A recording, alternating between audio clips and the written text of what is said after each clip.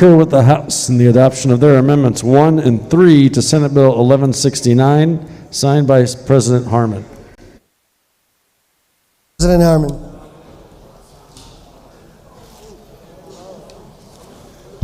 Thank you, Mr. President. The expression out of the frying pan and into the fire comes to mind about now. The House has amended Senate Bill 1169 and sent it back to us as the much discussed, much confused amendment to the Healthcare Right of Conscience Act. Now, for context, the Healthcare Right of Conscience was adopted in 1977 and was intended, I think, fairly clearly to provide protection to doctors, nurses, pharmacists, other healthcare professionals who, based on their own conscience, did not want to participate in certain reproductive health care services or prescriptions. That law, broadly drafted, is being construed today in litigation as essentially I choose not to follow these rules, and as justification for that, I will cite the Healthcare Right of Conscience Act. I don't believe that is at all consistent with the original intent, and it is appropriate, based on the recommendations from the Attorney General's office, that we address it here today. I want to emphasize a couple of things. One, we are not in any way undermining the original clear intent of the law to protect healthcare providers who choose not to provide certain services.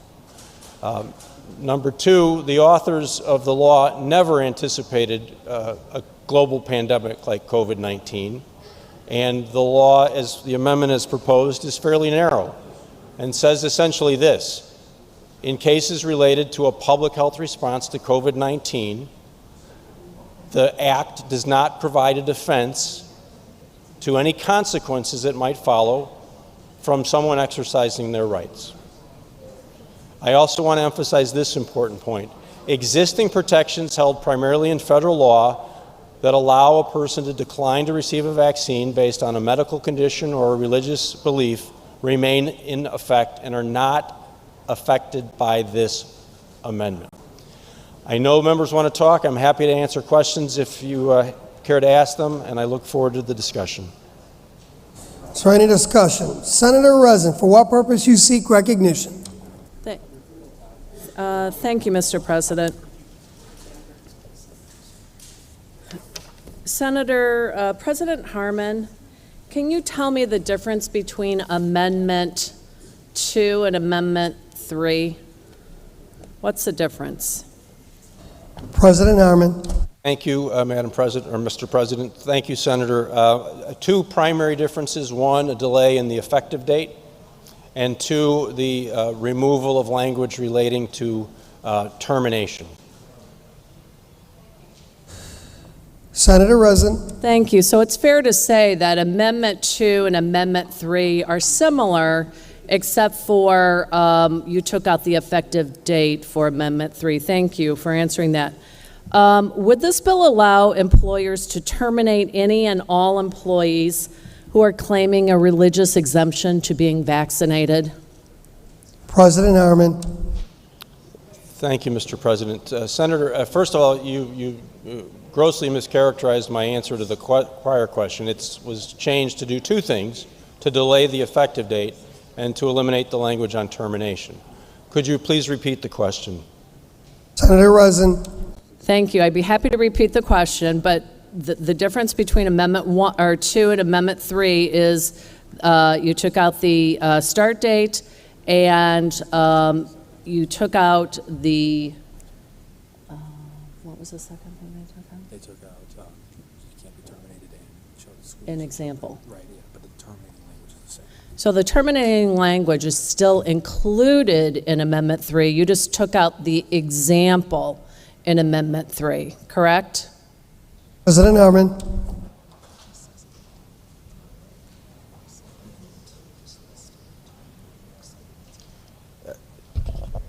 Senator, the operative language, the employer can make choices about the employment of its employees, is operative, but it took out the language, the including but not limited to language. Senator Rosen. Thank you. So the language is still included that an employer will terminate in Amendment 3, the same as in Amendment 2. My question is, would this bill allow employers to terminate any and all employees who are claiming a religious exemption to being vaccinated? President Harmon. First of all, I don't think again, we are conflating things here. The religious exemption exists outside of this law and remains in place. What we are doing here is saying that this law is not the correct defense.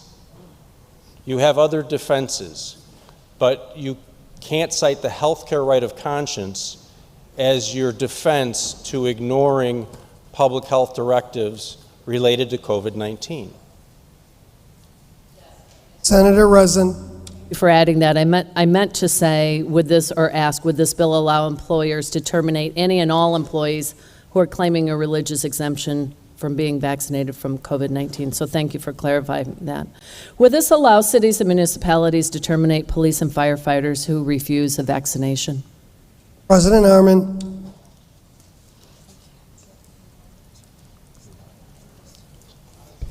If they don't qualify for a religious or a medical exemption and they refuse to take a vaccine that is or follow the protocols set forth by their employer, this act is not a defense. Senator Rosen. Mr. President, FOP, AFFI, and many individual police and firefighters have come out strongly against changes proposed to the Healthcare Right of Conscience Act. What is to happen to these frontline firefighters or frontline fighters who keep us safe? President Harmon. I'm sorry, Senator. I was checking. I was not aware that the AFFI had come out against this. Could you? And I apologize. I should have been listening to your question. I was inquiring as to whether we were at allegation. Could you repeat the question? Senator Rosen. Well, my question is, the FOP, the AFFI, and many individual police and firefighters have come out strongly against changes proposed to the Healthcare Right of Conscience Act. What is to happen to these frontline fighters who keep us safe? President Harmon. Thank you, Mr. President. Thank you, Senator. First of all, I believe that the Chicago Firefighters Local 2 may have come out against this. I do not know that the AFFI has come out against this. We are very concerned about the health and well-being of our frontline first defenders. But they're at great risk too. They are having to interact with the public. They are at heightened risk of COVID and of sharing it with their coworkers and with their families. So I don't know what would happen to any of them. It depends on the department that they work for and the policies in place in those departments. I can't give you a categorical answer because I'm not familiar with all of the hundreds of police departments and fire departments and their policies on this. Senator Rosen. Oh, thank you. I'll move on. Vaccinations for 5 to 11-year-olds are being produced, and there's a strong likelihood that they will be available soon. If Governor Pritzker issues another executive order mandating vaccinations for children ages 5 to 11, would this bill allow schools to refuse these children's access to schools if they're non-compliant because of a religious exemption? President Harmon. Senator, thank you. That is a hypothetical question I simply cannot answer. Senator Rosen. Thank you. Senator, there is not any termination language in this bill. Is there any intention to repeal this bill as the pandemic slows down or ends? President Harmon. Thank you, Mr. President. Senator, as it says on its face, this only applies to violations related to COVID-19 requirements.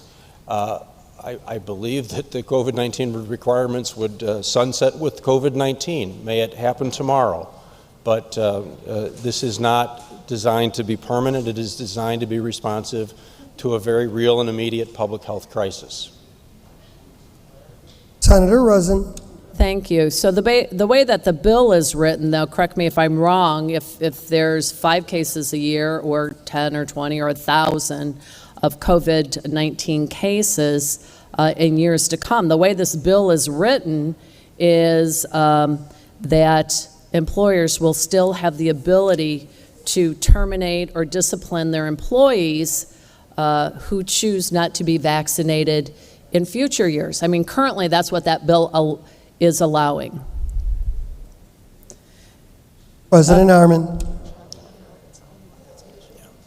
Thank you, Mr. President. The bill clearly states it's to prevent the transmission of COVID. Again, I think you're dealing with a certain hypothetical speculative question here, and I'm not sure that I can answer that. This is designed to respond to a very real and immediate public health crisis. Senator Rosen. I mean, again, the way the bill is written currently, there's no termination date. So as long as COVID-19 exists, we hope to get past the pandemic, but as COVID-19 exists, hopefully past the pandemic, even when it's treatable in future years, the employers still have the they legally can still discipline or terminate their employees if they choose not to be vaccinated for COVID-19. A couple more questions, and then I'll defer to the next speaker. Mr.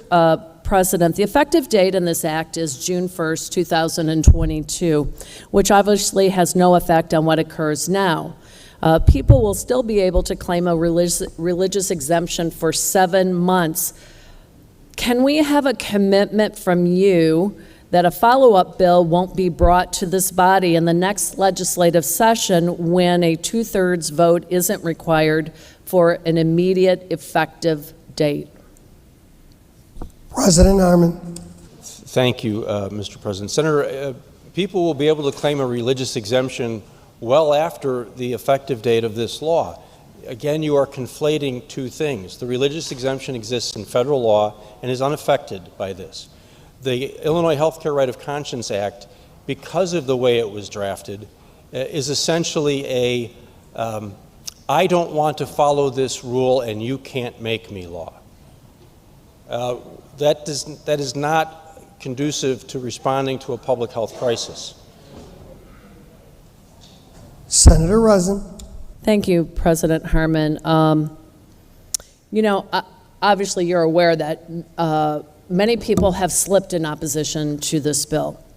Over the course of this bill, I would say for the last week, we had 7,000 people slip in opposition to Amendment 1.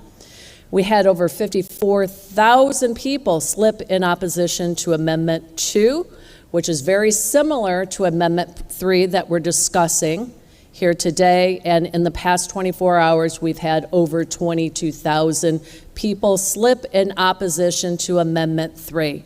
If you want to know what that looks like, we've printed them, the opposition slips out here. They're here. This is what it looks like. Since I've been here, and probably I would say for the last decade, this is the bill that has had the most people slip in opposition to a bill. There are concerns around the state that people are not being heard, that their rights are being taken away from them. First, I'd like to address nearly more than, I would say, 54,000 witness slips that were filed in opposition to the bill. I'd like to thank Adam Russo for trusting us enough to take time out of his busy life to bravely proclaim that we should not be supporting this legislation. I'd like to thank Gene Walker for being a part of the process and slipping in opposition to this bill. I'd like to thank Melinda Green for sharing her opinion with us, which makes clear the importance of defending sincerely held religious belief. I promise you, all of you, that I'll continue to defend your right to uphold your sincerely held beliefs. Now to the proponents of this bill, I implore you to do the same. What the Healthcare Right of Conscience Act does is created more than freedom of opinion and freedom of belief. When it was created, it had created a line. It created a line that stopped the government from forcing its citizens to receive medical procedures and services that went against their sincerely held beliefs. Now the government's trying to erase that line once again. It's our job here today to stand for those who are standing up for themselves. It's our job here today to do the right thing and honor the tens of thousands of people throughout the entire state who still believe in a representative government who implored us to vote no. Thank you, Mr. President. Senator Kern, for what purpose do you seek recognition? To the bill, Mr. President. The bill, Senator. The Healthcare Right of Conscience Act is an act that provides a form of religious protection in the workplace. First, I would state that I don't believe it's an accurate representation to state that this law is the I don't want to follow the governor's rules and you can't make me. This act protects sincerely held religious beliefs and defines conscience as a sincerely held set of moral convictions. The proposal before us diminishes religious protections in the workplace. This is a dangerous precedent and a slippery slope. Today, we're diminishing the protections in the workplace for a minor medical procedure. My objection is not about vaccinations. I'm vaccinated. That's not the issue here. It's diminishment of protections in the workplace for workers. Today, this is the issue. In the future, it could be a diminishment of protections that allows one to take a prayer break in the workplace, allows one to wear a religious garment, religious headdress in the workplace. We go down this path, we don't know where it ends. I would urge this body to recede from taking this step of diminishment and would urge a no vote. Thank you, Mr. President. Senator Bryan, for what purpose you seek recognition? Thank you, Mr. President. I'm going to go straight to the bill. The bill, Senator. Thank you, and speak directly to the body. A few nights ago, the sponsor of the repeal of the Parental Notice Act said that something that I said during debate offended him. And I guess I just want to say to everyone, I hope that it doesn't happen tonight, but there's every real possibility that I might offend someone tonight as well. And you know what? I really don't care. I don't care because that bill, just like this bill, is terribly offensive to me. And I would say that it's terribly offensive to about 52,000, maybe 54 now is what I'm hearing, 54,000 people who took the time to fill out slips in opposition to this bill. It's offensive.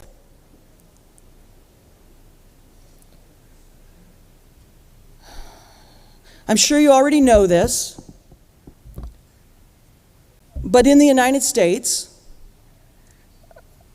we have a government who derives its power from the people, not the other way around. This bill takes the government and imposes upon the people its will because they've been given a law and some rules that it's their sincerely held belief that they do not have to comply with. And so what do we do as the government? Someone files a bill that says that your sincerely held religious beliefs don't matter. They don't matter. That's what this bill says. Our constitutional rights, again, I know you know this, but I'm just going to remind you, are inalienable rights, and they're granted by our Creator, not by the government. by a little bait and switch today, a little dodge and weave, an amendment was added to this bill. Obviously, it was added because you only want to put 30 votes up on the board, right? So change the effective date, which then does something that was very, very similarly happened just a couple years ago with an abortion bill, where on Memorial Day, late in the evening, very much we're doing right now, 10:30, all of a sudden, in that case, the bill number changed and even the committee changed. Today, we just add a little amendment to it, and then all of a sudden, we only need 30 votes. We do it at 10:30 at night, and the 54,000 signatures don't matter anymore. Because we don't, apparently, members of this body don't care. I do. Some members of this body don't care what those 54,000 people said, and they don't care that the rights that are given to them are inalienable rights granted to them by our Creator, not by the government. So I want to cover just a couple of things here. One is, first, if we weaken our First Amendment rights in regard to the free exercise of our religion, we weaken all of the First Amendment. Now, I know the sponsor of the bill says that doesn't have anything to do with, I'm putting words in your mouth, I know, but doesn't have anything to do with anything that we're talking about right here. But I argue that it does. Because if someone is saying that it's their sincerely held religious belief, and this is the law that they're using, we can't just change the rules midstream. Because we don't like that the people that we represent are offended by what this body is trying to do. So what are the other things that the First Amendment right says? Gives us a free press. Is it okay if somebody comes along because they don't like what the press says and changes that First Amendment, that portion of the First Amendment right? It also says we have free speech. It says we have a freedom to assemble. Pretty important over the last year or so, the ability to freely assemble. How about the freedom to petition our government for a redress of grievances? All of that's wrapped into our First Amendment rights. For 20 plus years on my job, one of the things that I did was make sure that everybody in a correctional facility received 3 meals a day, nutritious meals. People didn't like them sometimes. But as a part of that, I often was asked to give some kind of an accommodation for a diet. I also served on the Religious Practices Advisory Board for the Department of Corrections. So sometimes people brought before us requests to change something about the way they were being allowed to worship. But I just wanted to give a couple of examples of those. So Muslims were fed, we had to make sure that they were fed before and after sundown during Ramadan. That was an accommodation given to them by their First Amendment right. We had to make sure that all the items for the Seder were available during Passover for the Jewish inmates. We had to make sure that feast items were available for Odinists who worship Thor and other Viking gods.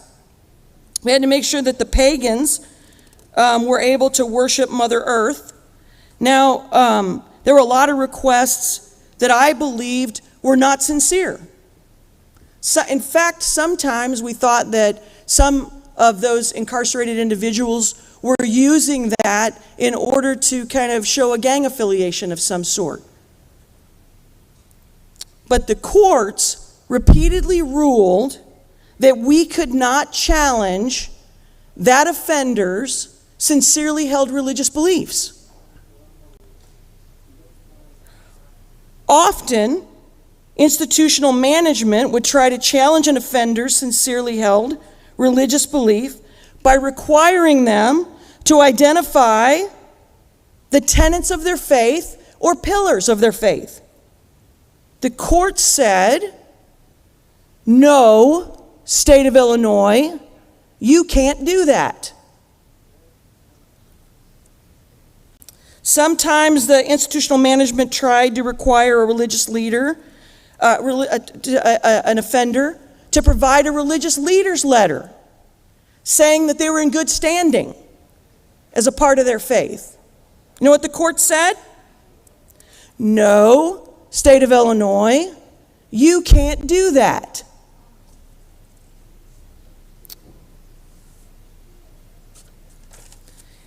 Sometimes institutional management said, we're not recognizing your faith because you failed to abide by the tenets of your own faith, and you don't even understand your tenets of your own faith. You know what the court said? How they ruled? No, state of Illinois, you cannot do that. An individual is allowed to backslide. You believe that? They're even allowed to backslide. The courts in this state, federal courts and some state courts, have been pretty clear that one person cannot judge another person's sincerely held religious beliefs. Now, you might ask, why is that important? Why is that, what goes on in the Illinois Department of Corrections, important here tonight? And I'm going to say,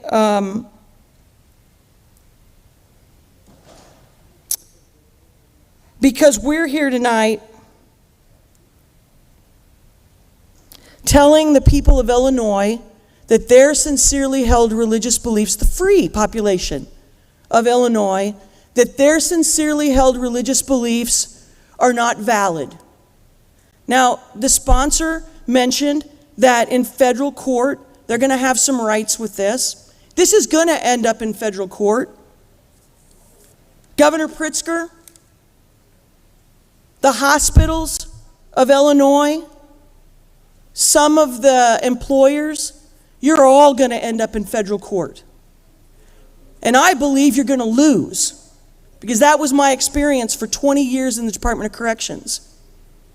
The government does not get to decide what somebody's sincerely held religious beliefs are.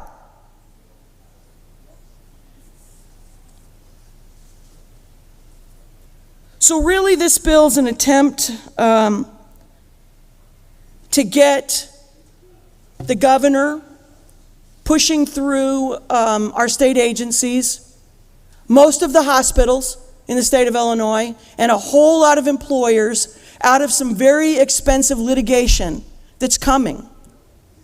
And it's coming whether we pass this tonight or not. It's coming.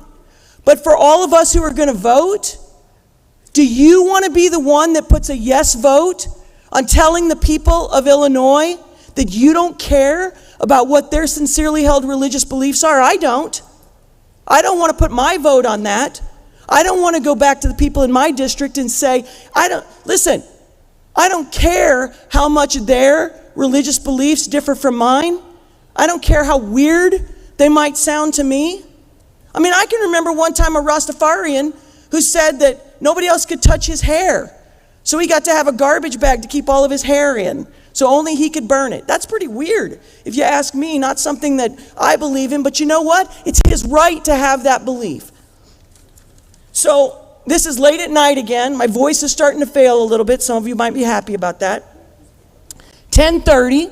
So we've made sure that the 10 o'clock news is over, so this won't hit the 10 o'clock news. But I want to make sure that the media is listening, whether you're listening at home or you're here or over there. And I want to make sure everybody at home is listening right now. Because in just a few minutes, we're going to take a vote. And when that vote is taken, you know what's going to happen? You're going to hear something. You know what you're going to hear? You're going to hear the stripping away of our First Amendment rights. And don't think that this isn't an end. This is only the beginning if we allow it. I urge a no vote. Ladies and gentlemen, we don't have the timer on. We're not telling you you can't speak. Just please keep to the bill. I'm asking out of courtesy. No, the Department of Corrections has got nothing to do with this bill, Senator. I didn't interrupt you, but you asked me. I'm asking you in a nice way. I didn't interrupt you, so don't interrupt me. Senator Anderson, For what purpose do you seek recognition? To the bill, Mr. President. The bill, Senator. Thank you, Mr. President, and to echo my colleague, prepare to be offended. This is not about safety. Let's be honest. I want everybody over there that's considering voting yes to be honest about what this is about. It is not about safety. The same people considering a vote for this tonight are the same people that here just this past year voted to let bad guys out and defund the good guys under the banner of safety. To the bill, Senator. There it is. Thank you. Cops, firefighters, nurses, for the past 19 months, you guys have been out there saying, oh, thank you for working on the front lines. You're our heroes, right? And on today, First Responder Day, we're voting on a bill that now says, bend a knee and comply, or you're going to lose your livelihood. That's what we're doing with this bill. Oh, but meanwhile, on the southern border, as people flock into our country, they don't have to take the vaccine. Bill, Senator. It is to the bill. This is about control. This is about control. We have asked for months from the governor, ruling by fiat, pushing his mandates over and over. We've been asking for public hearings. Let's talk about the science that you're making these decisions on. We filed Senate Bill 103 to say, hey, after the initial 30 days, let us have a say. Let the two other co-equal branches of government have a say. But now, with this bill, the Healthcare Right of Conscience Act, there's a little speed bump for him. And what do you guys do? You tuck tail and say, we'll fix that for you. No problem. You wonder why people question their government. This is why. Government dictating when, where your personal liberties start and stop. Do as you're told. How dare you question the almighty government? And you have the arrogance to shout down on them, pass a bill like this, and say, how dare you question us? The people that question government are not ignorant. They're not stupid. They're the ones that paid attention in history class. Vote no.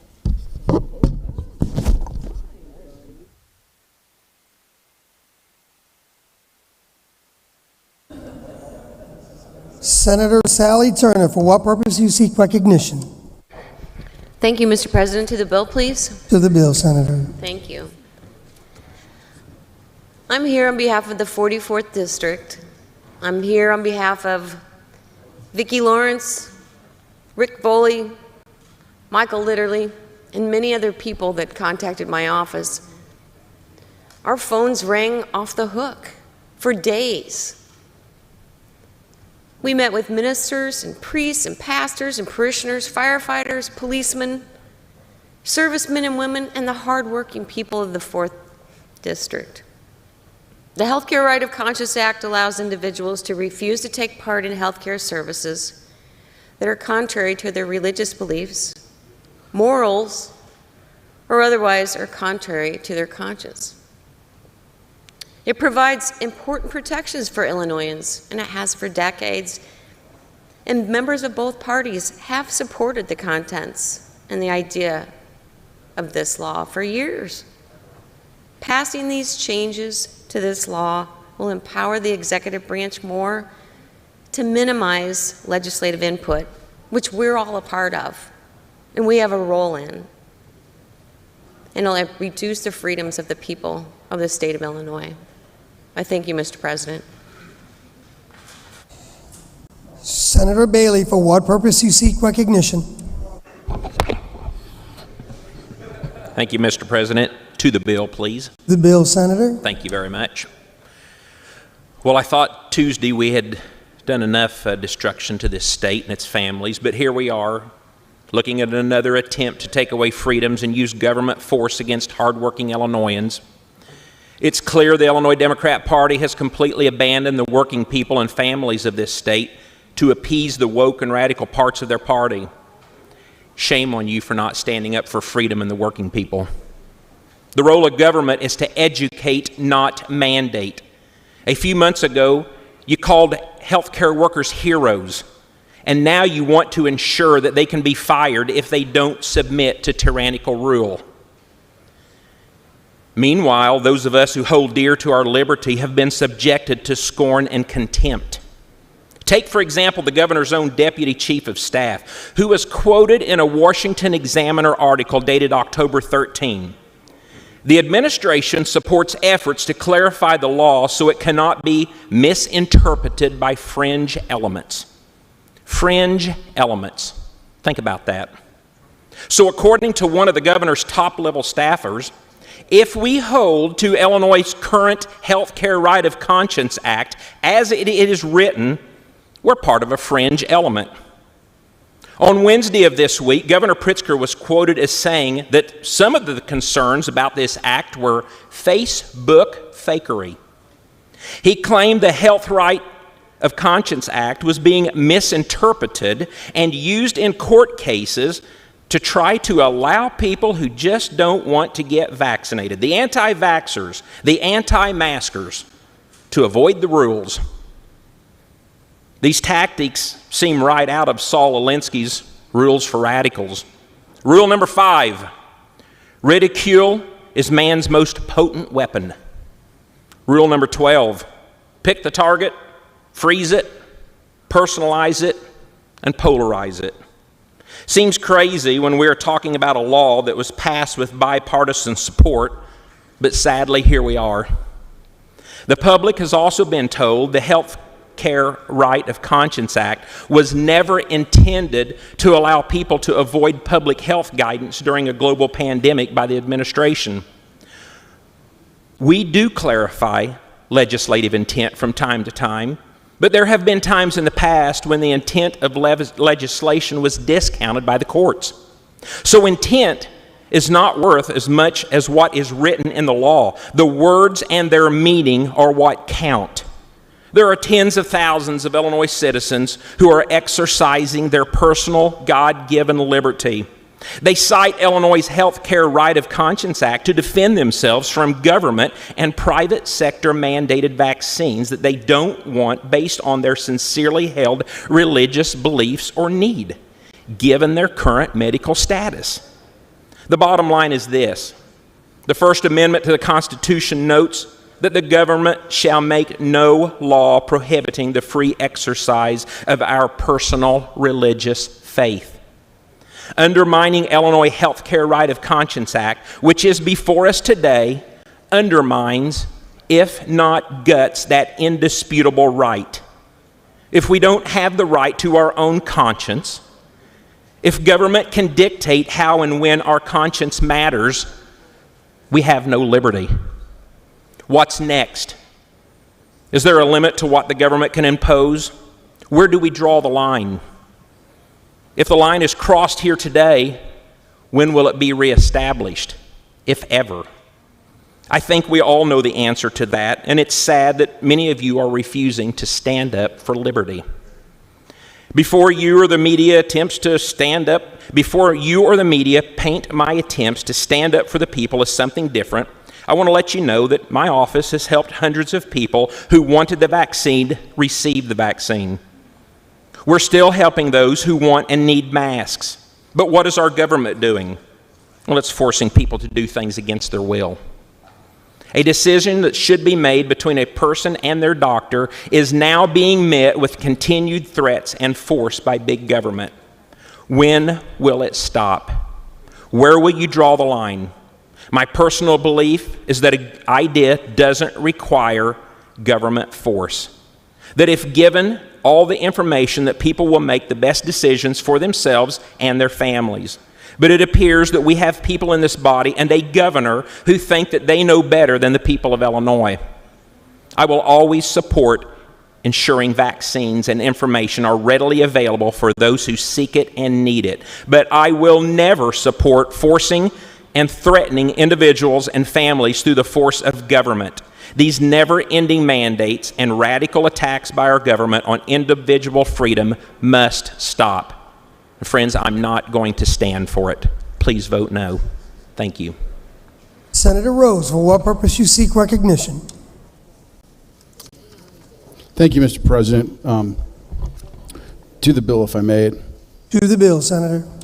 Ladies and gentlemen, I'd like to set the stage. I have 2 points of opposition, and one is really more practical and one is really more philosophical. But on the first point, this whole idea of the current staffing shortage that's going on in this country, and Mr. President, I heard you a minute ago, but this is absolutely germane to the bill. I talked to a friend of mine who's a doctor just last week. They've got plenty of monoclonal antibody bags, the Regeneron bags. They don't have the nurses to put them in arms. You lose another 10 or 15% of your nursing staff because of this bill, where do we go? Schools. You lose 10 to 15% of your schools, particularly in downstate schools, you lose your teachers. Where do we go at that point as a society? Police. Chicago.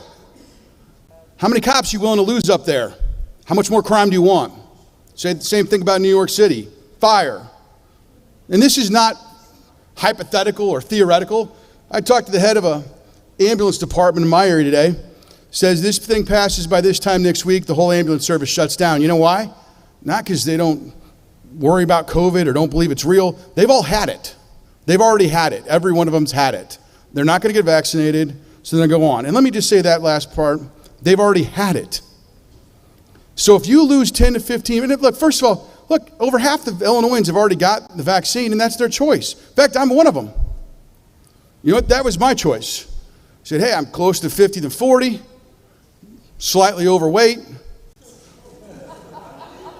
Maybe I ought to get the vaccine. Because you know what? As a rational choice, it made sense for me to get vaccinated. So I did. Countless senior citizens have been vaccinated. Millions of Illinoisans have been vaccinated. But some haven't, and that's their choice. That's their choice. And the staffing shortage, and respectfully, Mr. President, you said DOC has nothing to do with that. I disagree. I picked up the first couple pages off the stack of 54,000 Illinoisans who said they're against this bill. What's in here? Oh, IDOC, correctional officer. Kendall County Sheriff's Office. Here's one, IDOC correctional officer. Quincy Public Schools, North Clay Unit 25, that's probably Bailey. West Central District, no idea. Housewife. You got 54,000 Illinoisans who have stood up and said, don't do this. I've been here for 19 years. I have never seen 500, let alone 54,000 citizens say, don't do this to me. 54,000 people. And don't all of you over there say, oh, it's bots. Bots? Correctional officers, firefighters, sheriffs, read them. How do I operate a nursing home on 75% capacity? Child care centers, thank you. Corrections, jails, fire, police. And why? Why are these people opposed? That's their choice. It's none of my business. I made my decision for me, based upon my state and life. And this is the philosophical part. The philosophical part is the government should not be substituting its judgment for the citizen's judgment. Now, this used to be commonplace. In fact, the last time, now listen up, wait for it, listen up. The last time the Healthcare Right of Conscience Act was amended, in what year, 1997? Last time it was expanded, in 1997, expanded. Then State Senator Barack Obama voted for it. This didn't used to even be a matter of discussion because people respected the fact that if you have a deeply held religious, philosophical, moral belief that the Constitution is free exercise of religion, not freedom from religion. And now the government is saying, we don't care what you think. We don't care because we know better than you. We're smarter than you. We're just going to tell you what to think. Why do you think there's 55,000 people that file the thing? Because they don't want to be told what to think. They simply don't want to be told what to think. Now, folks, we don't have to do this today. And I would point out while we're here, we've had 20 months to come together as a legislature and try to craft policy to deal with this pandemic, sensible policy that advances safety. But the first time we've done it in 20 months is to tell the one guy who's been telling us all and ruling from on high the whole time, when nobody was down here, too afraid to say anything to him, the one guy who's been making all the rules, the first time we act is to give him more power? I'll tell you what. Government has no business substituting its judgment, your judgment, my judgment, anybody's judgment, for the judgment of these people. The people who want to get vaccinated have been vaccinated. Monoclonal therapeutics are here. Get them out there. Get them out there. But you do this, there's no walking back from this. This is freedom and liberty and what the United States of America was about. And it was about us realizing that our fellow man or woman is smart enough to make up their own minds based upon their own circumstances, in their own homes, and with the medical advice of their own doctors. This is not any of that. Vote no. Our last speaker, Leader McConkey, for what purpose you seek recognition? To the bill, Mr. President. To the bill, Leader. Thank you. We spend a lot of time here debating our society's issues and faults, and rightly so. It's our job. It's our job to make this state and country and its people's lives better. But today I'd like to talk about something that already makes this country great, and that is the freedom of individual belief, your moral, religious belief, and your ability to determine how to act and behave for yourselves. This is one place in the world, a priceless place, that so many people are trying to get to, where you are allowed not only to hold your own beliefs, but you're allowed to exercise them under protection from your own government. The beauty of representative government such as ours is that we can elect people who either share support or will defend these beliefs. And based upon the tens of thousands of people who went to the effort, seemingly extraordinary effort it can be at times, to fill out witness slips at a relatively last minute, to fill out in opposition to this bill, I think it's fair to say that we all have constituents who believe that this legislation is wrong, deeply seated believe it, and are very, very concerned. We're not talking about a loud vocal minority. We're talking about tens of thousands of people who believe so strongly that this legislation is a mistake that they took the time out of their lives to come and officially tell us so. These people believe that they can and hope that they can change our minds. They believe that we will listen. They believe that their voice matters. But it seems that the only voice that matters here today to the proponents is that of the governor, who, again, as one of my colleagues just stated, the only issue other than spending of money that we've done in relation to COVID-19 has been to reinforce his single-handed authority. I do not believe that that authority should override the beliefs, the sincerely held beliefs and freedoms of the 12 million Illinoisans he was elected to serve. If we continue to ignore the wants, needs, and beliefs of the people who ask for our help, we are not serving those who elected us. We are selling them out.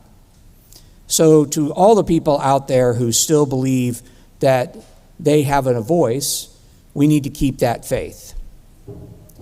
Even if not everyone here, or even most of the legislators in this chamber appreciate it, we recognize over here on this side of the aisle that the government's primary function is to protect and enhance citizens' liberties and freedoms, not take them away.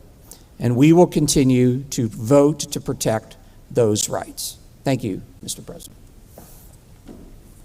Senator Morrison, for what purpose do you stand?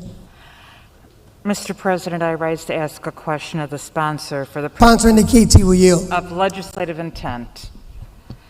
Does any change in this act affect an individual's right to object to a vaccine based on federal, religious, or medical protections? President Harmon. Thank you, Senator. No, it does not. President Harmon to close. Thank you, Mr. President. Thank you, ladies and gentlemen of the Senate, for an earnest debate. Thank you to all of the citizens of Illinois who have weighed in for or against. It is our job to take those witness slips and make decisions for the state. We don't pass bills based on who submitted the most witness slips. And I have seen plenty of bills with thousands and thousands of witness slips. I'm glad we've made it easier for people to weigh in. But in the end, it's up to us to judge what the right policy is. Now, I wish we didn't have to take this bill up. I wish that what my church describes as a gift of kindness to our neighbors hadn't been so politicized and become so tribal. But no one is attempting to interfere with people's deeply held religious beliefs. Nothing in this bill, as I just told Senator Morrison, affects the religious exemption that exists elsewhere in the law. What this amendment says is that your right to exercise your religious belief is not always without consequence. And this act, the healthcare right of conscience, is not a defense in certain circumstances. I can apply for life insurance, but if the life insurance company says you need to submit to a physical before we issue it, I can't say, no, the right of consciousness says you have to issue that policy without me submitting to an exam. Years ago, when I was with my son, the Cub Scout, in a swimming pool at a water park, I smashed my head on the bottom of a basketball rim and my head started bleeding. And the lifeguard said I had to get out of the pool because my blood was going into the water and there were swimmers. I can't say, no, I can stay in the pool because of the healthcare right of conscience. You can't discriminate against me because of my bleeding head wound. If I am pulled over under suspicion of driving under the influence, I can refuse a breathalyzer. But I can't say, you can't take my license away because of the healthcare right of conscience. There is a defense, but folks are looking in the wrong place. This is not it. We are trying to clarify that the law is implemented correctly and that you've asked where we draw the line. The line of my personal liberty ends at the beginning of your nose. That's all we're trying to do here. We're trying to strike a balance. This law was never intended to preclude public health responses to a global pandemic, and it shouldn't be. I ask for your aye votes. The question is, shall the Senate concur in House Amendments 1 and 3 to Senate Bill 1169? All those in favor vote aye, opposed nay. The voting is open. If all voted a wish, have all voted a wish? Senator Aquino. Aquino votes aye. Aquino votes aye. Senator Collins. Collins votes aye. Collins votes aye. Senator Ellman. Ellman votes aye. Ellman votes aye. Senator Harris.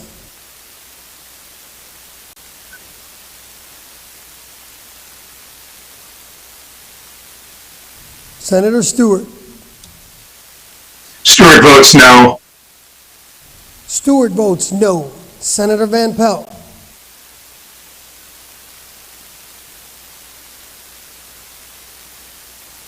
Senator Villalobos. Villalobos votes yes. Villalobos. Senator Van Pelt votes yes. Senator Van Pelt votes yes. Van Pelt votes yes.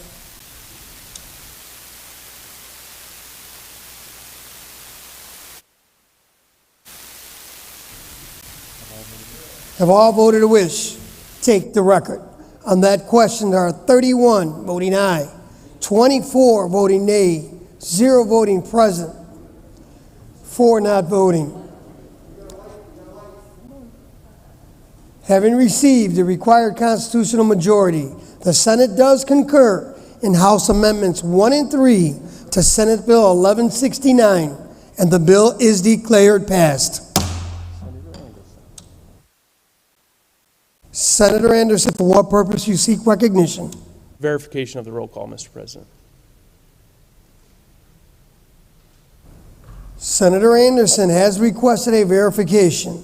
Will all members please be in their seats? Ring the bell.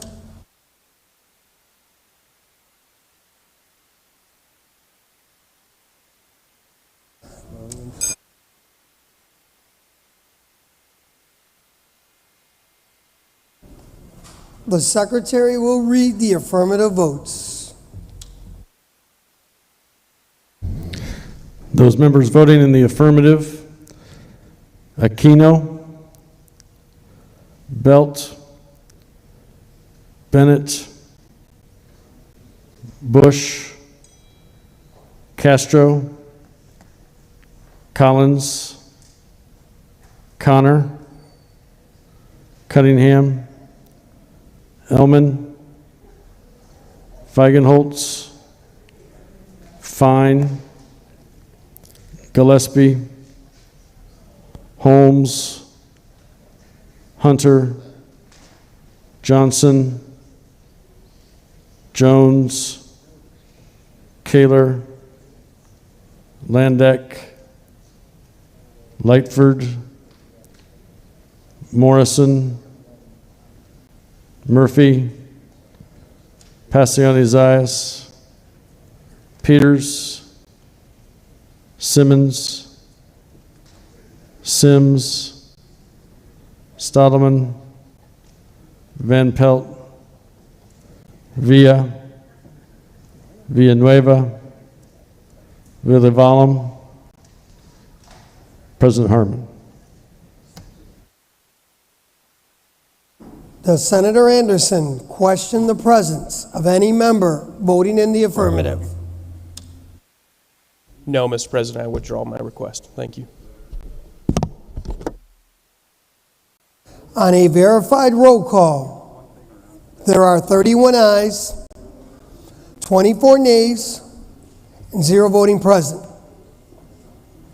Having received the required constitutional majority, Senate Bill 1169 is declared passed.